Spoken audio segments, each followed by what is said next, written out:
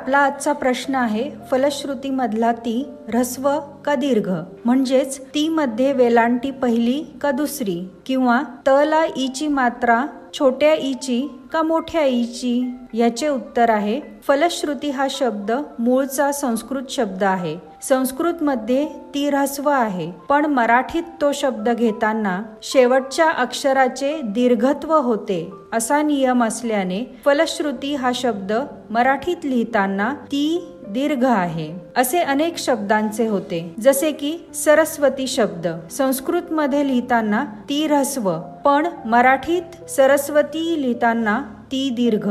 कवी संस्कृत मध्ये ऱ्हस्व, या उलट मराठीत कवी. अतिथी शब्दाचेही तसेच आहे. संस्कृत मध्ये थी ऱ्हस्व आहे, पण मराठीत थी दीर्घ आहे. डिस्क्रिप्शन मध्ये ह्या व अशा अनेक शब्दांची यादी दिली आहे, ती